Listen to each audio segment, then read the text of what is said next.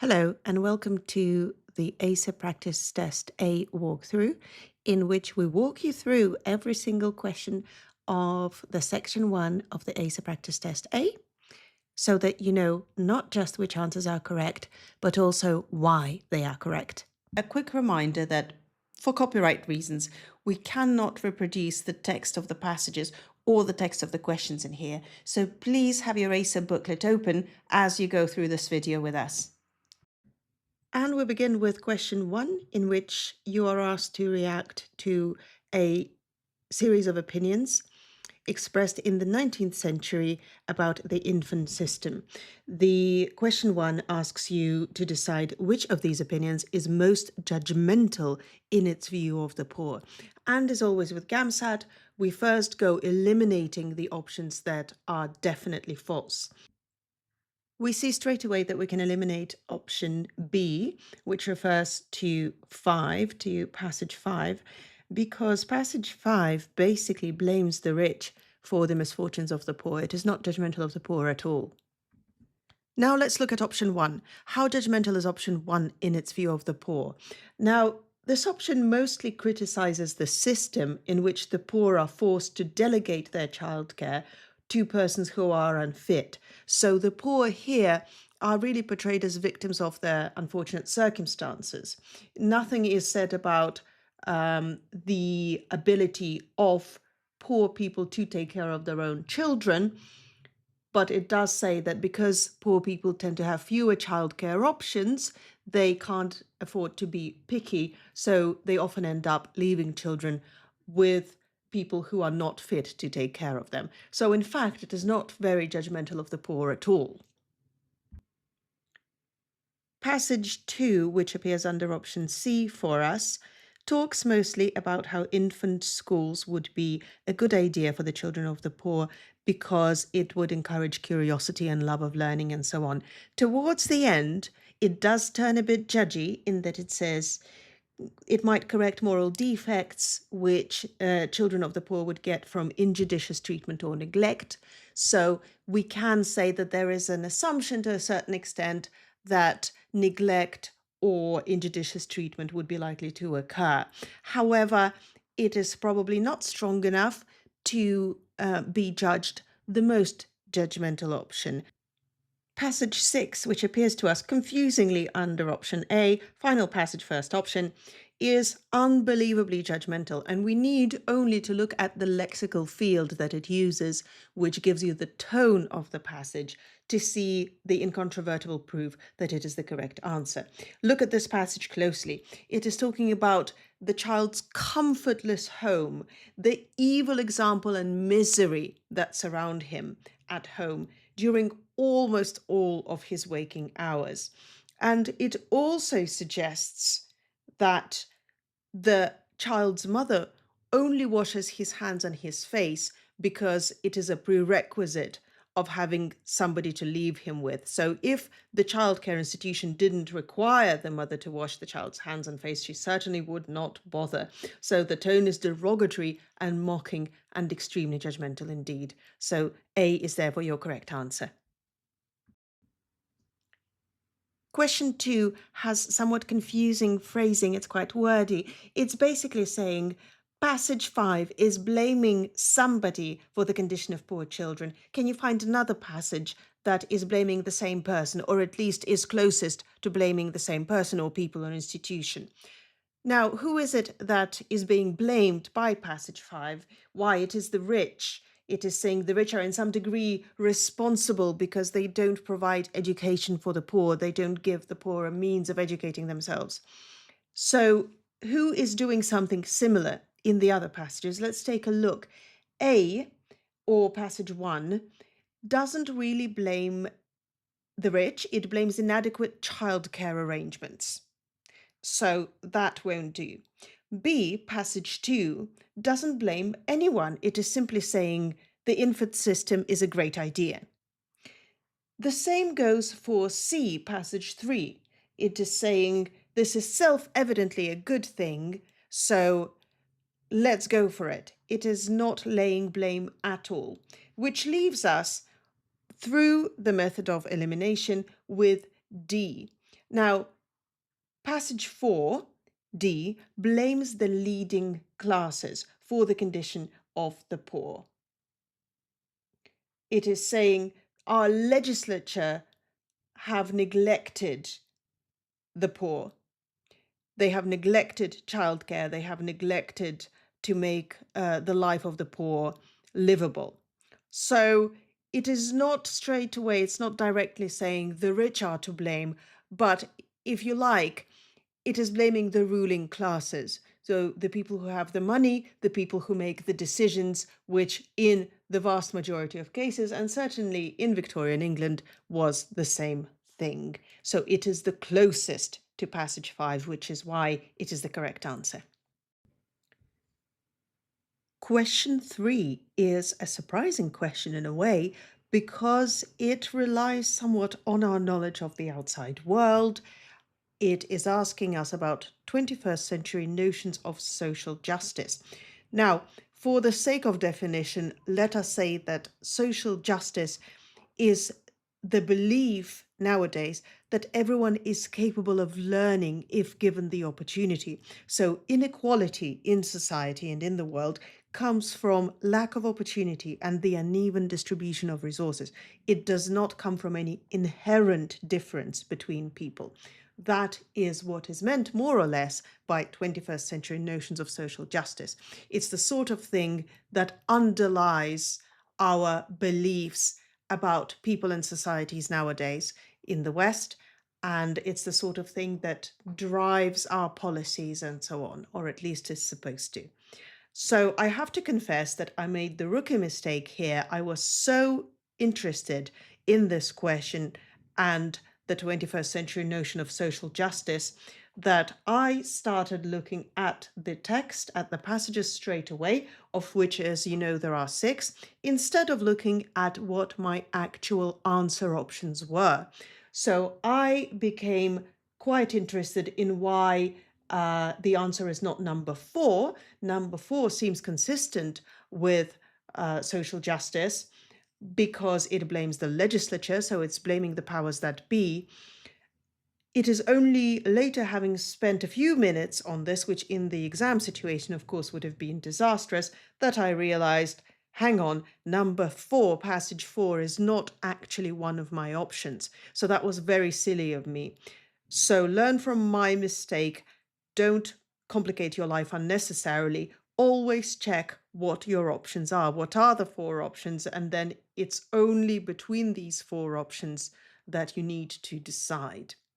So the only option that is more or less consistent at all with those notions of social justice in the 21st century that we went through, so everybody being innately capable, inequality coming from structural problems, not from any inherent differences between people, is, of course, passage 5 or C, right? It is not passage 2 because it is not expressing anything like those notions. It is not passage 3 because passage 3 simply says, great idea, I love the infant system. It is not passage 6 because passage 6 is the opposite of 21st century notions of social justice. It is being very judgmental about the poor and is blaming the poor quite openly. So therefore, 5, passage 5, option C, is our correct answer. Question 4 asks us which of the options implies that the infant system is a good idea simply due to good ideals. And so as not to repeat the old mistake, we must look first carefully at which options are being offered to us. And it is the passages 2, 3, 4, and 5. Now, passage 2 makes no mention of ideals or values whatsoever. Passage 4 blames the ruling elites, as does passage 5. So therefore, passage 3, which actually says the least, it is the shortest passage, but says that the infant system requires no recommendation but a full statement of what it is, i.e., it is self-evidently a great thing, is the only passage, therefore, that says this is self-evident because it is based on morality, it is based on good ideals. Everything else contains information that is either irrelevant or assigns blame, which is not what the question is asking us. Question 5 threw me a little when I first saw it. I was able to get the answer right, but I had no idea how I had got there. I had to think about this long and hard to explain it to you. And the answer is actually a lot simpler than I had expected. If you look at the 4 options that you have available and the question is asking you which testimonial relies on the assumed socioeconomic benefit of the infant system. Now, A, B, and D are all talking about something that is not the benefit to society. Specifically, A, passage 1, is talking about harm to children. B, passage 3, is talking about good ideals, no mention of socioeconomic benefits whatsoever. And D, passage 6, is talking about how inept, supposedly, the poor are in taking care of their children. It is only C, passage 4, that talks about the greatest benefactor to his country, the suppression of crime, the legislature, and so on. So the only passage that takes the social angle to this question is passage 4, or option C, and therefore that is the correct answer. Question 6 asks us which of the testimonials or the passages is about cultivating dispositions, or to be precise, is most concerned with cultivating dispositions, as there can be more than one. And if you lack GAMSAT technique, what you would do is you would start looking at all 6 of them and thinking, actually, 2 of these passages are about teaching children new skills. That is 4 and 5 are both talking about how children can learn new things and how that's a very positive thing. However, if you have exam technique, you will not do that, because what you will look at instead is the 4 options that you've got, and lo and behold, passage 5 is not even one of the options. Therefore, there is only one possible option that is the correct one, and that is 2 or B, because that is the option that talks about tempers and habits of young children, about the habit and faculty of acquiring knowledge, and so on. Number 1 doesn't talk about dispositions, cultivating dispositions. Number 3 talks about nothing about ideals. And number 4 blames the ruling elites. So 2 or B is our only plausible answer. The next set of questions 7 to 11, ask us to consider a passage by the Polish-British novelist Joseph Conrad.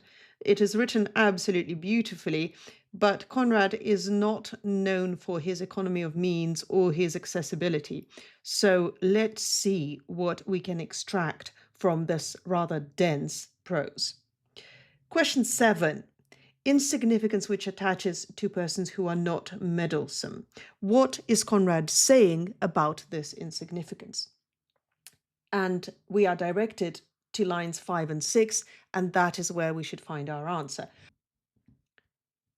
We can say with certainty that Conrad is not expressing indifference towards the insignificance, because he is saying, I am putting up with this insignificance, and also because he is saying resignation is not indifference. So he's not saying it doesn't matter to me that I may be considered insignificant. Option B, the suggestion that this insignificance is deserved, is implausible because there is no evidence that he believes it. There is simply no discussion of merit or the lack thereof anywhere in this.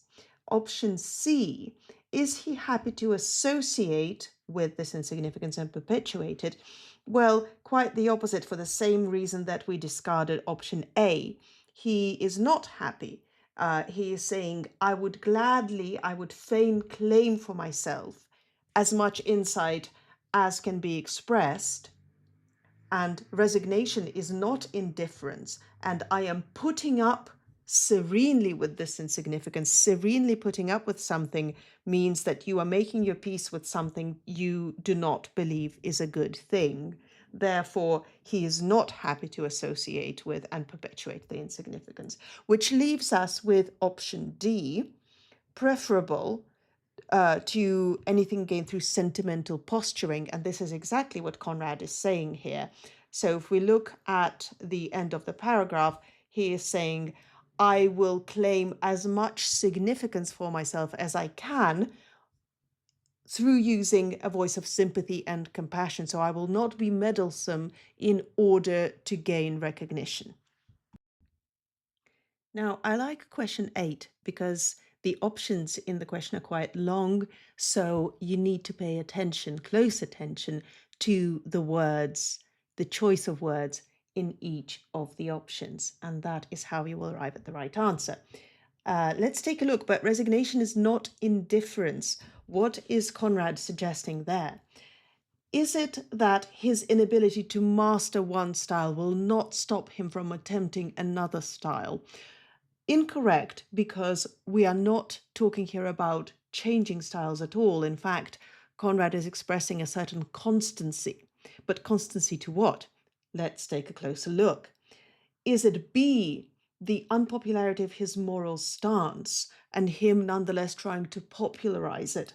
Well, the word moral here puts me on my guard because I don't believe from the passage that Conrad is talking about a moral stance at all. In fact, he is talking about the opposite in a sense. He is talking about avoiding moralizing, avoiding telling people how to live and telling people what to do.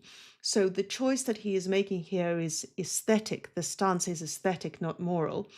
And finally, popularizing it is too strong a word. He is talking about how popularity, the popularity of critical acclaim, the popularity of perhaps numbers of readers, is not of interest to him, or rather, it is not that it is of no interest at all. He is not indifferent to it, but he is not prepared to sacrifice his aesthetic choices for popularity. So therefore, B is not an option either. Let's move on to D, the inadequacy of his current creativeness. Now, nowhere does Conrad imply that what he is doing is inadequate. I think he is rather proud of his work and he is not being self-critical anywhere. Which leaves us with C, lack of critical acceptance, and that is the correct answer. Forgive me for making the hackneyed comparison to social media. Conrad is basically saying, I am not going to put up all kinds of nonsense posts on Instagram in order to gain more followers. I am not going to upload silly videos in which I tell people what to do onto TikTok in order to gain more followers, to gain more acclaim, to gain popularity. I am just going to carry on doing what I'm doing, and I am hoping that I will reach some people with it, but I will not change my restrained style in order to try to become more popular. Question 9 asks us to decipher the attitude that the writer displays towards the, quote, authoritative quarter of criticism, unquote. And it takes the format of X disguised as Y, which is you will see sometimes in the GAMSAT. Now, my advice to you here is ignore the disguised as Y bit entirely at first. Why consider two things when you can just consider one? Let's get straight to the heart of the matter. That's a Conrad reference, by the way. Is it threat? Is it flattery? Is it neutrality? Or is it condescension that best sums up Conrad's attitude to the authoritative quarter of criticism? And then see if the disguise is also appropriate. So does Conrad's approach express threat? Not at all. Does it express flattery? Is he trying to flatter the so-called authoritative quarter of criticism? Well, hardly. He is being critical of them. Is it neutrality? Now, we would hesitate to describe Conrad or his attitude as neutral because we have seen that he does have an opinion. He does have a position. He does not occupy a neutral stance. He is just saying that he is not going to sacrifice his stance to gain favor with the critics. Which leaves us with condescension disguised as deference, which definitely strikes the right note. He is being condescending. He is saying the authoritative quarter of criticism, but he does not really believe in their authority. He does not defer to the authority of his critics. He is saying lots of people may consider them authoritative, but not I, no, not I. And he is disguising this as deference, so it's an ironic tone that he is adopting here. Therefore, D is your correct answer.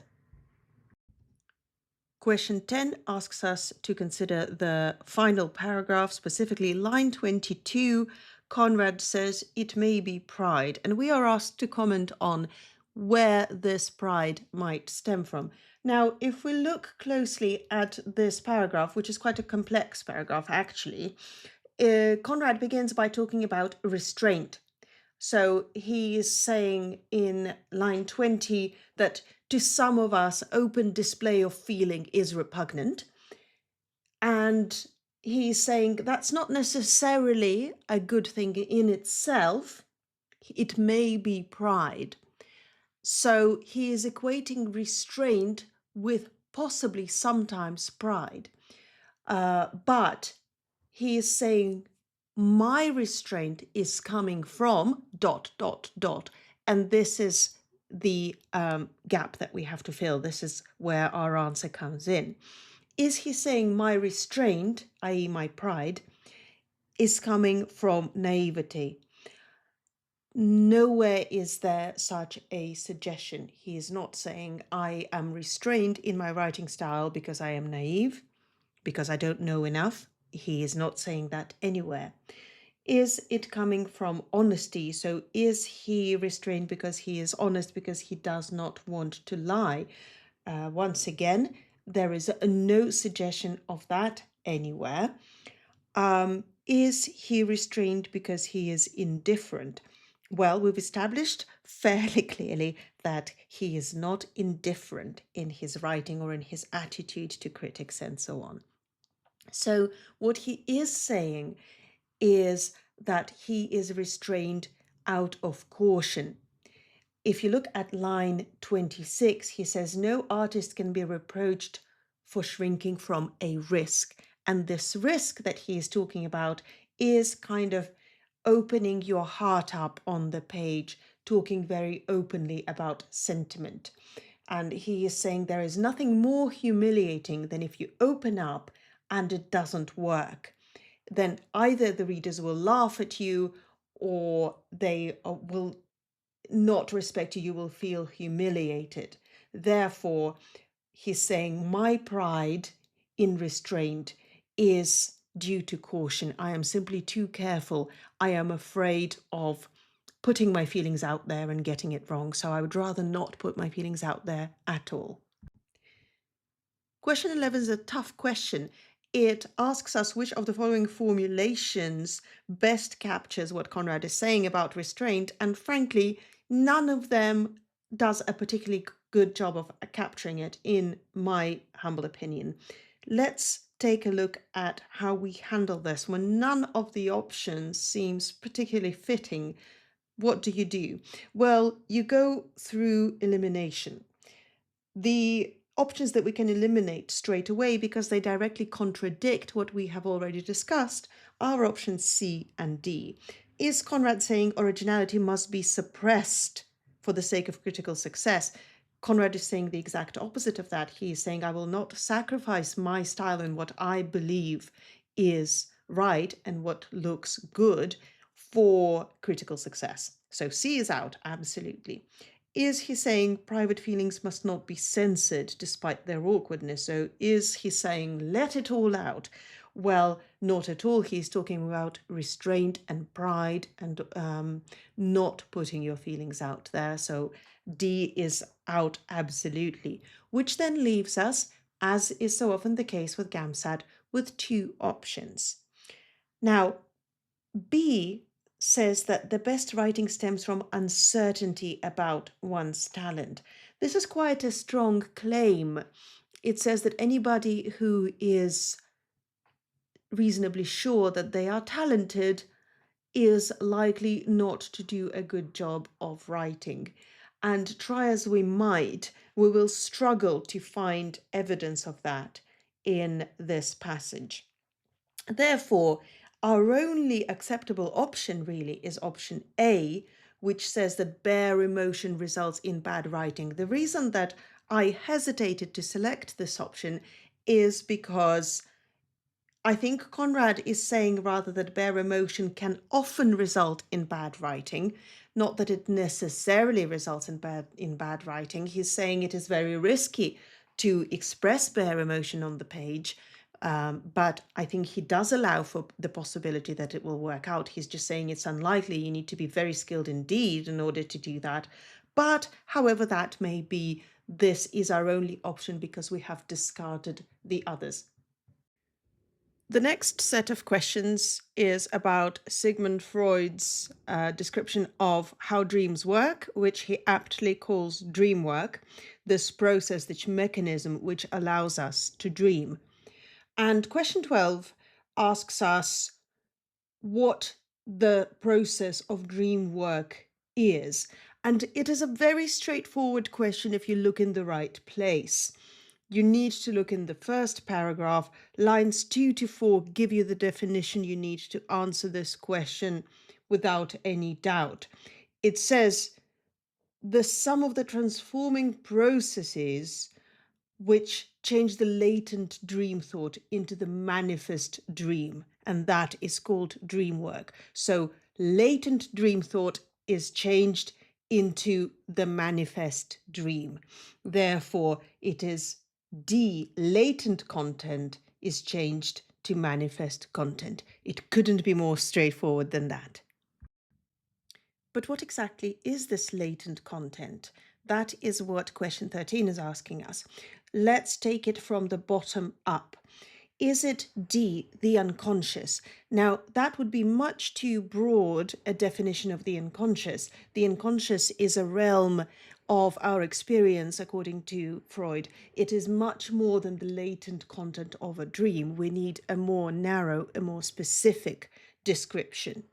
Is it an expressed wish? Now, this here is a red herring because, of course, Freud does talk about expressing a wish. He is saying that there is a wish emanating from the dream thoughts. The day remnant must be capable, line 12, of being cast into the form of a wish. But that is, in fact, saying that it is the day remnant that is being cast in the form of a wish. The wish, if you like, is a disguise that the day remnant takes on. So it is therefore not the best description of the phenomenon.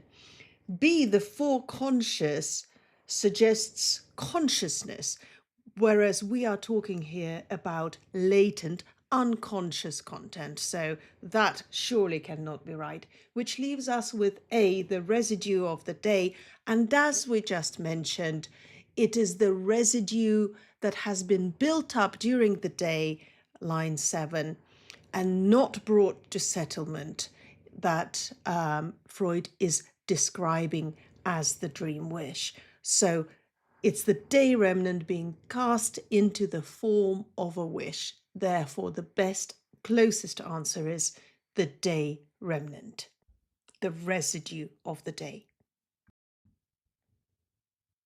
But what exactly is the function of dream work? Why is it that our mind needs this process, according to Sigmund Freud? Let's take a look. A, does it repress wishes? On the contrary, it helps us to express wishes, albeit in disguised form, in the form of a dream. So A is out. Does it intensify thoughts from the day? Once again, it is the opposite that is the case. It resolves tension. We can see in line 10 that something is rendered harmless in our mind. Does it bring energy into the unconscious? Now, there is a mention of the word energy in the third line of the second paragraph, but it is inconsequential. So the rest of the paragraph does not deal with energy. Also, the directionality is wrong here. We're talking about bringing things from the unconscious into some form of consciousness. So D is also out, which leaves us with B, settled thoughts from the day. We can see at the beginning of the second paragraph, Freud talks about thoughts that have built up during the day, haven't been brought to settlement, i.e., haven't resolved, and are now clinging firmly to our minds. And the function of this process of dream work is therefore to settle our thoughts and allow us to relax. This series of questions on Freud's passage about dream work is a fairly straightforward passage. It's quite easy to get the answers right, the reason being that they follow a very logical order, just as the passage itself does. See for yourself. So far through the questions, we have established that there is this process called dream work, which changes latent content into manifest content. We know that the content it changes is best described as the residue of the day. So it's thoughts and feelings that we have left over from the day that we have not yet consciously processed. We know that the function of the dream work is to settle these thoughts that remain unsettled. Question 15 now asks us, why are these leftover unresolved thoughts are cast in the form of a wish? Why a wish? Why not something else? Now, we know from having worked with this passage that the correct answer is C, to facilitate sleep. The reason it is cast as a wish is because it threatens to disturb our sleep. Freud says this day remnant is transformed into a dream and in this way rendered harmless to sleep. Therefore, it allows us to relax and regenerate. Option A, to disturb sleep, is therefore antithetical to Freud's thesis here. It is the opposite of facilitating sleep, which we know to be correct. And B, creating energy, is once again the opposite of what Freud is talking about.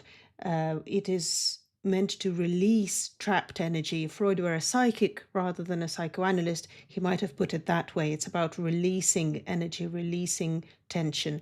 It's not about creating new energy. Create a day remnant. Now that is nonsensical and redundant. If you go back to the question, dream work casts a day remnant in the form of a wish so as to create a day remnant. Casts a day remnant so as to create a day remnant. So we know that that is absolute nonsense and that's false.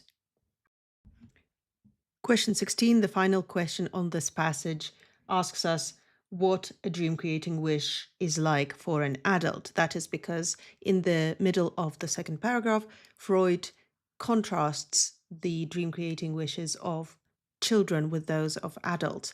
And he says that for children, it tends to be something fairly obvious. When children relate our dreams to us, we can see it's usually pretty transparent what it is that they wanted that came true in the dream.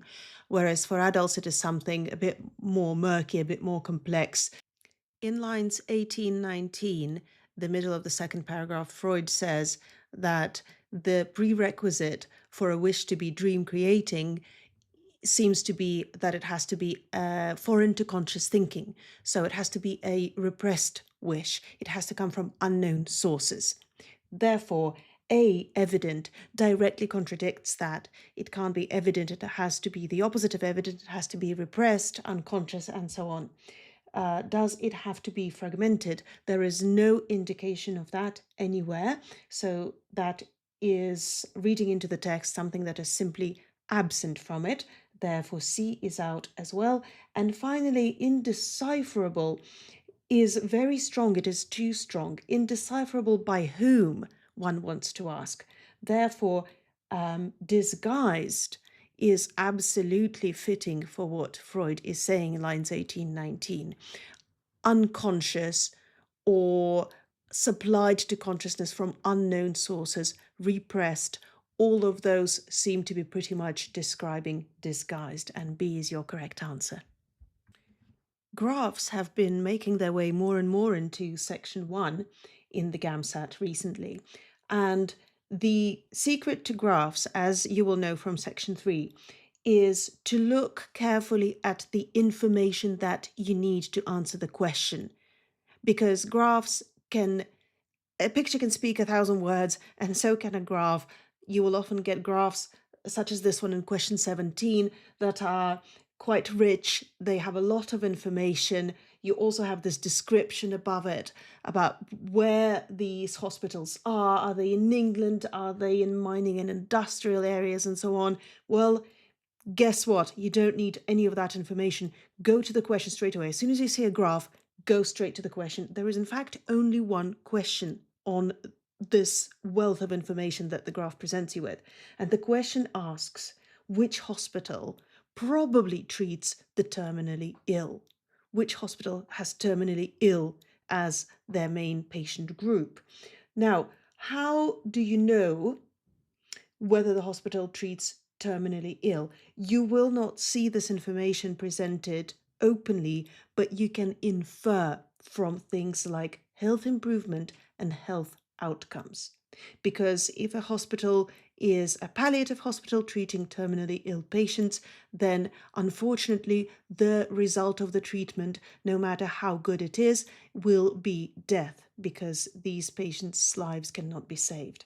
Therefore, if we look at the right-hand graph and we look at the line for hospital 1, which is the one consisting of lots of tiny little black squares, we see that even though it is a hospital that scores quite high on efficiency, effective delivery of appropriate care, and fair access, for some reason, patient experience, health outcomes, and health improvement are all very low. Now, that would suggest straight away that it is because health outcomes are out of their control, which is what happens with terminally ill patients. Therefore, A is your correct answer, and you do not need to look at anything else in this question. I am not good with my graphs, I am not good with my numbers, but I got this straight away. Questions 18 and 19 are both based on these short and snappy statements, and the challenge for you is to see if you can open up the statement, if you can grasp the meaning, the author's intention behind the short and snappy format. Now, question 18 is asking you to look at a Chinese proverb and see what it suggests. And the proverb is saying that you shouldn't employ people you suspect, and you shouldn't suspect people you employ, i.e., if you employ somebody, you have to trust them. And if it's not the sort of person that you would trust, then don't employ that person. Which statement out of A, B, C, and D best sums up this sentiment? A good way to think about this proverb is that it's about trust, but the trust it's talking about is not trust in any particular group or person. It's not about employers or employees, trustworthy or untrustworthy people. It is about the nature of the relationship between employer and employee, which it says should be based on trust. Therefore, B, employment is an endorsement of employees, is by far the best fit. C and D are actually antithetical to what the proverb is saying. It's saying employees and employers should not be wary of each other. And A, suspicion can damage even the trustworthy, is reading too much into this proverb. That's not what the proverb is saying. Question 19 asks us to react to this rhetorical question by William Paley. about refuting a sneer. Now, to refute means to undermine through logic, to destroy somebody's argument, to prove it false through reasoning and logic. And in fact, 3 of the 4 options contain the word reasoned or reasoning, and that should alert you to the fact that there is a tension that the statement is commenting on between something like a sneer and everything it can express and reasoning, i.e., a sneer is very powerful, but it cannot be refuted logically. That is what this rhetorical question is trying to say. So D, refutation provokes sneering. That seems nonsensical. C, sneering is a powerful form of reasoning. Now, if it were a powerful form of reasoning, it would be easy to refute with good, strong reasoning, reason against reason. However, the statement is saying it cannot be refuted because it does not use reason, it uses something else. B is essentially saying a very similar thing to what C is saying, in that they're both saying, well, in order to refute a sneer, you have to be very skillful because sneering is a very powerful form of reasoning. Now, it is not a matter of skill. The reason we can't refute a sneer, the reason we can't reason a sneer false, is not because we are not skilled enough at reasoning, but because a sneer kind of speaks a different language. It is ineffable. It is hard, impossible almost to put into words. That's why it is so hard to undermine with reason. So B is false for the same reason that C is false.